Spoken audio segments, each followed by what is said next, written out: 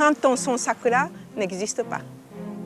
Pour les Japonais, ça c'est très émotionnel. Je suis née à Fukushima. J'ai vécu à Kawasaki, juste à côté de Tokyo. Je suis arrivée en Suisse en 1974.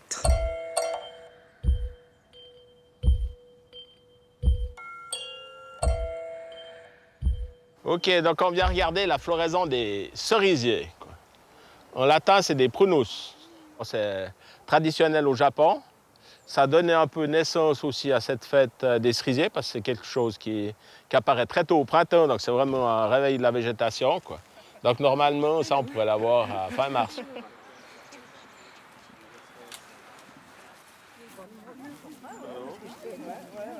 Hana, c'est fleur. Mi, ça vient de miru, c'est voir.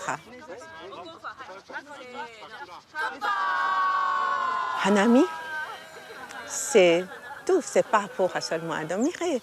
On a de contact avec les voisins, on a de contact avec les collègues de travail, on boit le saké, on mange ensemble, c'est la fête.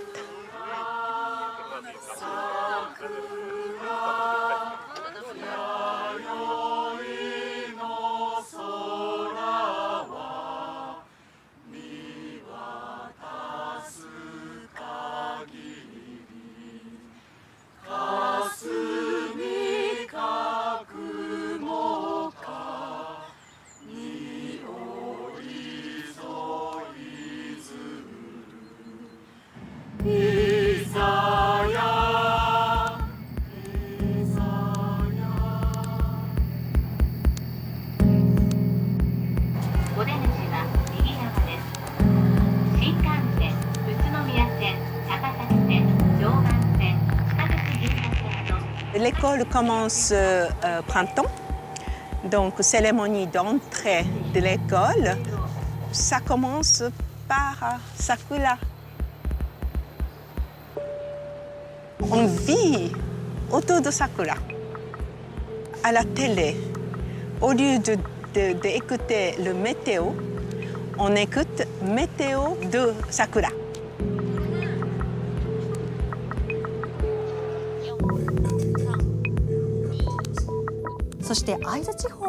Dans la région de Aizu, la floraison des cerisiers vient de commencer et c'est maintenant idéal pour faire des hanami.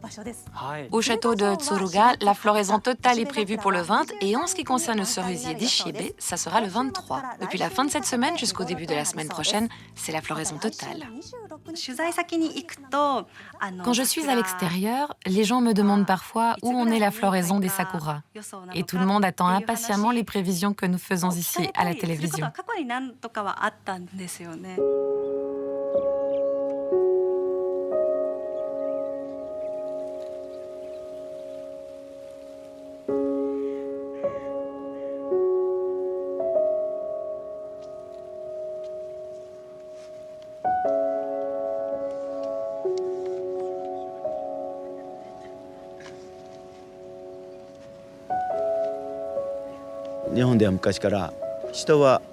Il y a un proverbe au Japon qui dit que les plus importants des hommes sont les samouraïs et les plus beaux arbres sont les cerisiers. Tous deux ne s'attachent pas à la vie terrestre et les fleurs de cerisier s'en vont de manière très abrupte.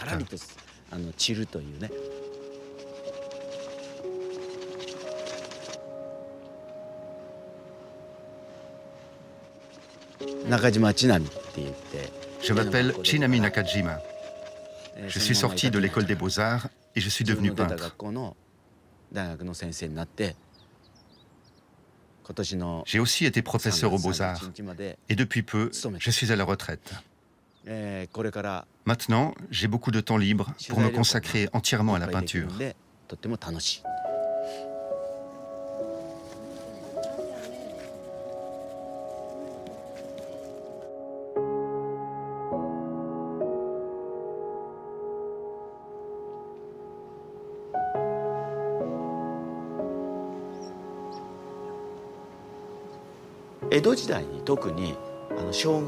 À l'époque Edo, vers 1600, le shogun a planté des cerisiers pour le plaisir du peuple.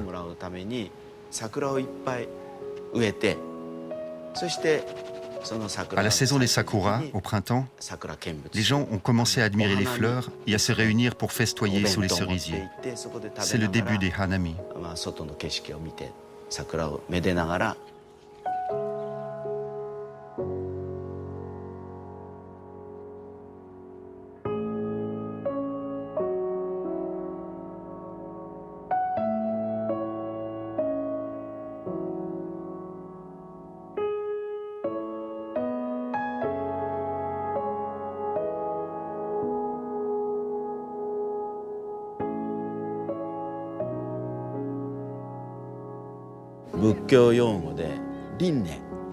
Dans le bouddhisme, on parle de réincarnation, de répétition, comme le cycle des saisons. Et le sakura fait ça depuis des centaines ou des milliers d'années. Ces arbres vivent beaucoup plus longtemps que nous, et je trouve ça magnifique. Je ressens cette force de vie.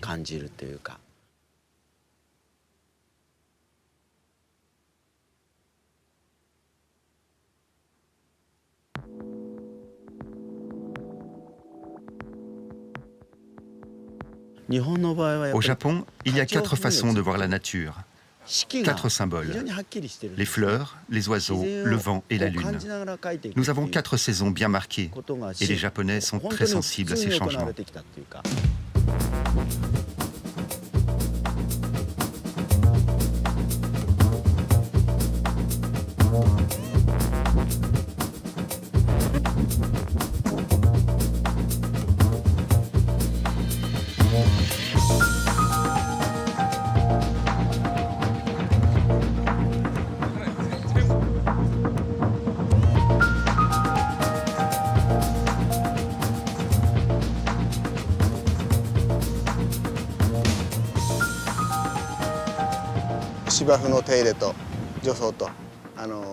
Aujourd'hui, nous allons désherber.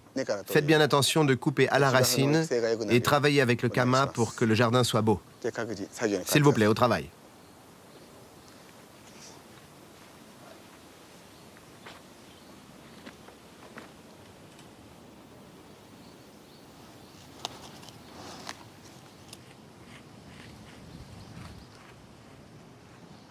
Ici, tout le désherbage se fait à la main. On n'utilise jamais de désherbant ou de produit en fait. En fait, tout se fait avec le kama. Au début, je voyais les gens qui travaillaient ici à faire des choses vraiment très très minutieuses. Et j'avais tendance à le faire vraiment encore plus minutieusement qu'ils pouvaient le faire en fait. Et donc en fait, je perdais beaucoup de temps. Et, je comprenais pas vraiment ce qu'ils voulaient au départ, ce qui était vraiment leur attente. Je pense que je comprends pas vraiment encore d'ailleurs. Mais rien que pour des choses toutes simples, désherbage ou s'occuper d'un gazon comme nous en Europe, c'est pas du tout la même histoire en fait.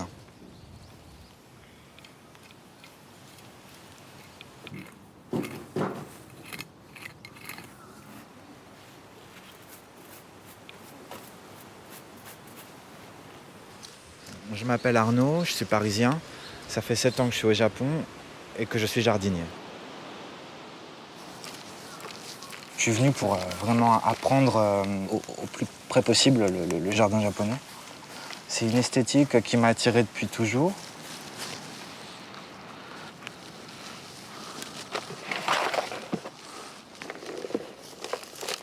Il y a une réelle compréhension du sens vivant de la plante. Tous les ans, on va dans un temple shinto où en fait on va s'excuser de toutes les vies qu'on détruit, aussi bien les mauvaises herbes comme là avec le désherbage ou abattage d'arbres ou de choses comme ça, toute la vie qu'on détruit par notre travail. On va en fait faire des offrandes auprès du temple pour avoir bonne conscience parce que en fait, oui, on détruit du vivant malgré tout.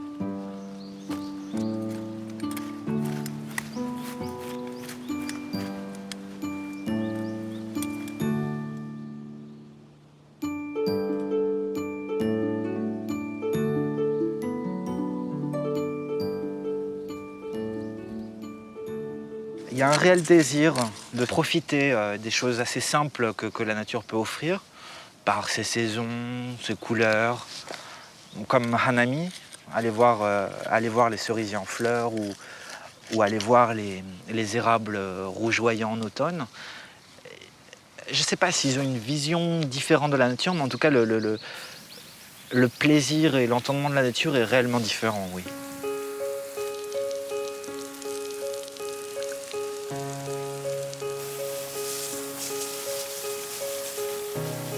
Ici, le sakura revêt le statut de l'arbre. C'est-à-dire que si quand un enfant dessine un arbre, c'est un sakura. Comme pour nous, si un enfant dessine un arbre, c'est un pommier. C'est l'arbre en lui-même. Ce qui représente pour nous, en fait, c'est que quand un client nous demande un arbre à planter au milieu du jardin, on n'a même plus besoin de lui demander, c'est un sakura. C'est l'arbre en lui-même, en fait. Donc en fait, je ne peux même pas expliquer ce qu'il représente pour les jardiniers parce que c'est du domaine de l'indicible.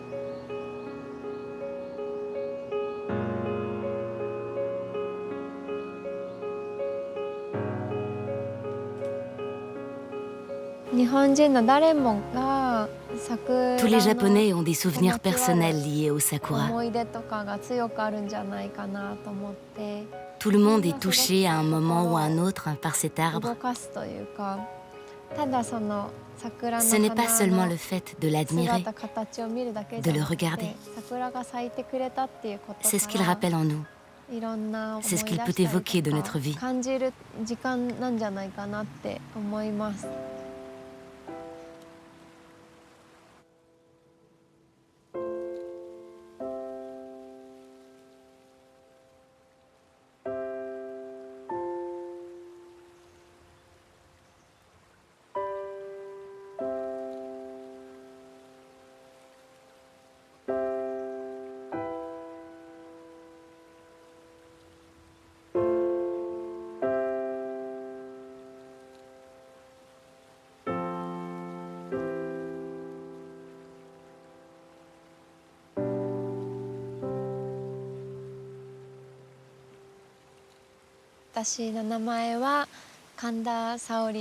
Je m'appelle Saori Kanda. Je dirais que mon métier, c'est peintre dansante. J'aime peindre en synchronisant musique et danse improvisée. Mon métier, c'est aussi ma vie. J'appelle ça life paint, la peinture de vie.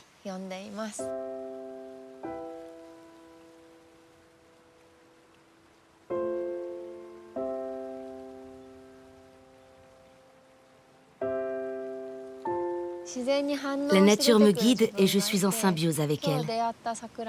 Aujourd'hui, c'est d'abord une rencontre avec les cerisiers, mais aussi avec les oiseaux, le bruit de l'eau. Mon corps se synchronise avec la nature.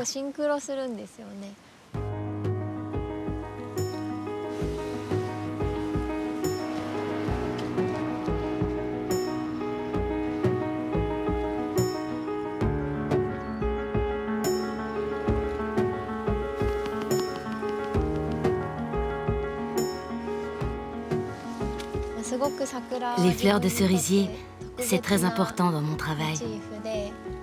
Dès que j'ai cet arbre en face de moi, les sentiments sont mélangés. Tristesse, nostalgie, douceur. Je me sens frémir.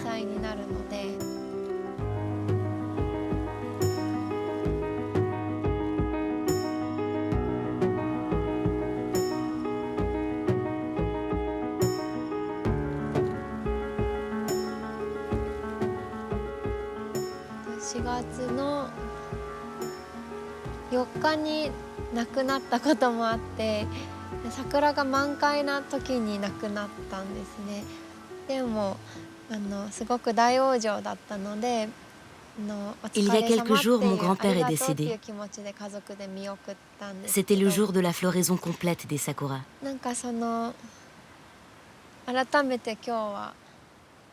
Il a eu une belle et longue vie, et toute la famille a pu lui témoigner sa reconnaissance. Ce sentiment de reconnaissance est revenu lorsque je peignais. Un rayon de soleil est passé à ce moment-là, à travers les branches du cerisier. C'était très beau.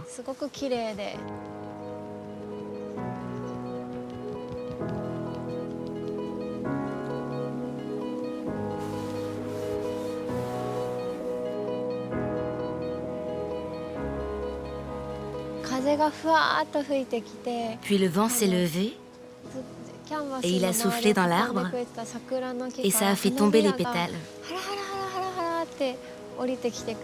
Quelques pétales sont venus se poser sur la toile.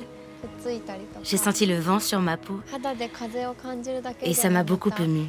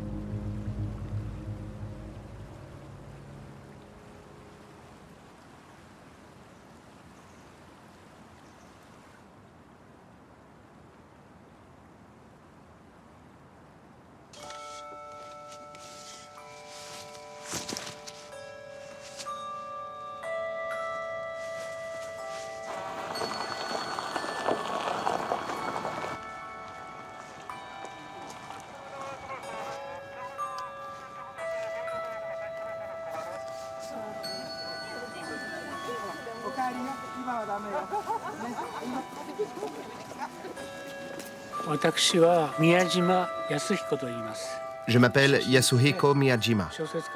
Je suis photographe et romancier et j'écris aussi des poèmes. Je travaille également comme professeur aux Beaux-Arts.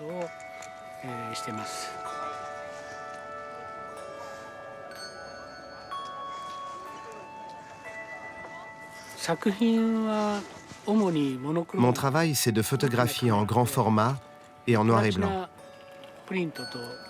Je développe moi-même en utilisant des techniques anciennes.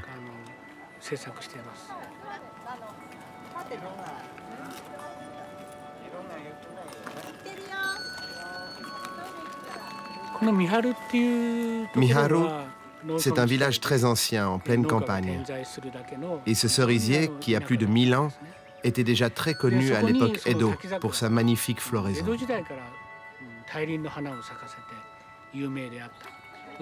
Le seigneur de cette région a toujours protégé cet arbre en demandant aux habitants de le soigner en échange d'une exonération d'impôts.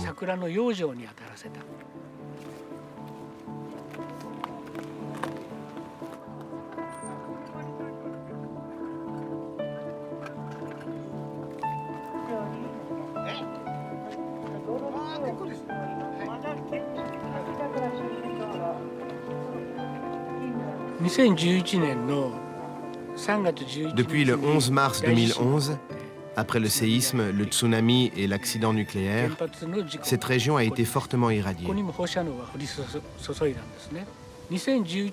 Moi, j'ai l'impression qu'après l'accident, les sakuras de la région ont changé. Mon rôle, mon travail, c'est de montrer ce changement et de témoigner de la santé du cerisier de Miharu. Je le prends comme une mission.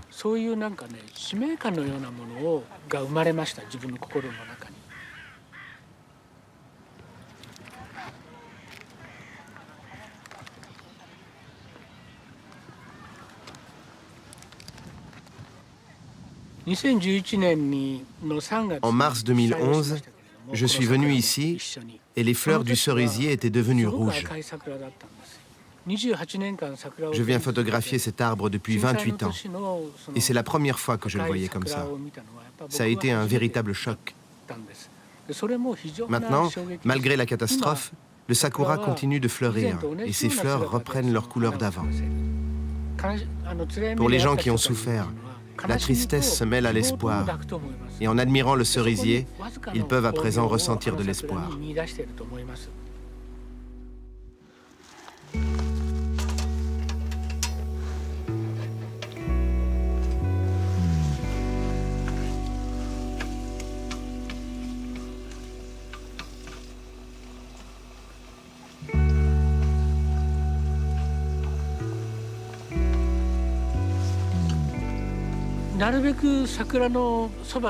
J'ai besoin d'être le plus proche possible de cet arbre. Avant, il y a 30 ans, il n'y avait pas de parking ici. Je pouvais dormir sous le cerisier dans un sac de couchage pour être proche de lui et mieux le comprendre.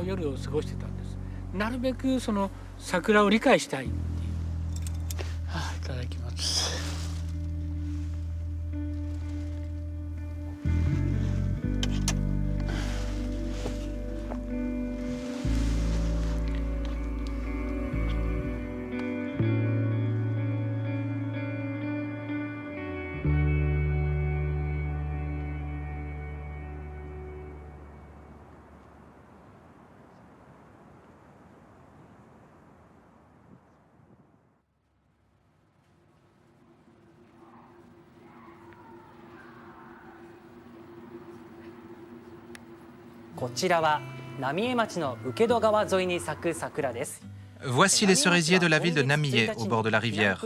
Depuis le 1er du mois, cette zone interdite a été ouverte pour l'occasion. Grâce à cela, on peut maintenant à nouveau se promener le long de la rivière. Avant la catastrophe, il y avait ici chaque année un festival des sakuras et beaucoup de gens se réunissaient pour y assister. Hier, nous avons tourné ces images et des réfugiés marchaient sous les arbres avec des sentiments mélangés. C'est une fleur symbolique liée aux souvenirs. Je pense que le sakura, c'est un lien entre les gens. C'est le symbole de la réunion et de l'unité familiale au Japon.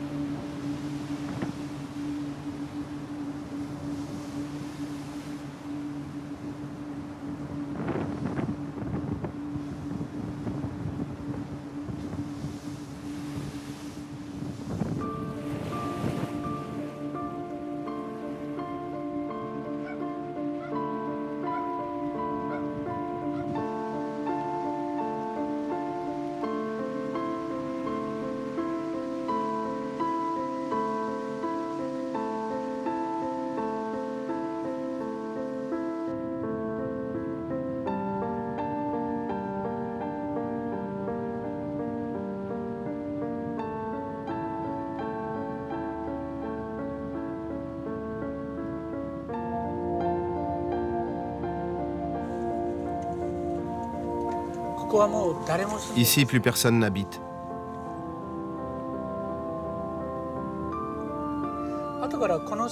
Après, j'aimerais photographier ce sakura. À partir d'ici, le taux de radioactivité augmente.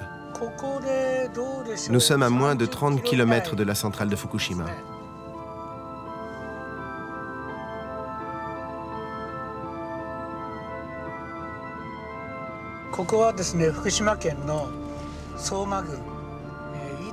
Ici, nous sommes dans la préfecture de Fukushima, dans un village qui s'appelle Itate. Après l'accident, tout le village a été évacué.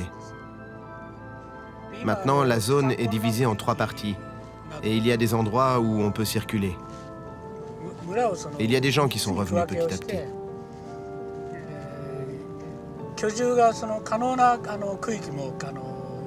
Les familles, les jeunes, les femmes avec de jeunes enfants ne sont pas revenus.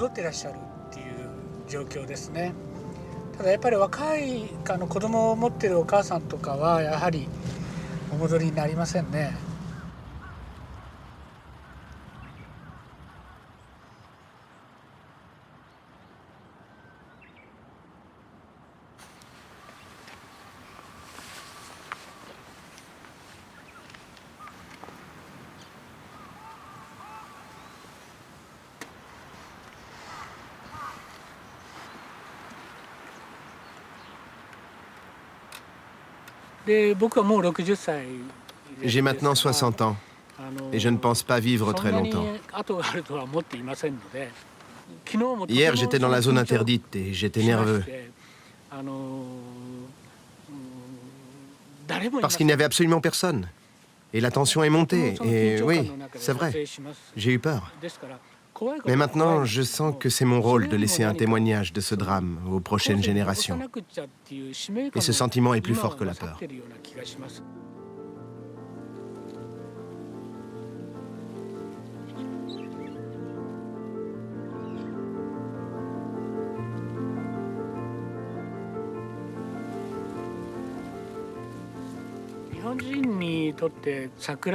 Le sakura, c'est un arbre vraiment particulier pour les Japonais. Depuis plus de 1000 ans, ils l'admirent et le célèbrent à travers la poésie, l'art et la littérature.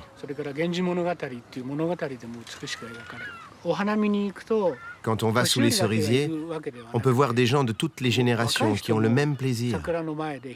Tous ces gens-là portent une tradition millénaire liée au sakura. C'est comme si, devant un sakura, le cœur des Japonais d'il y a 1000 ans était le même que celui des Japonais d'aujourd'hui.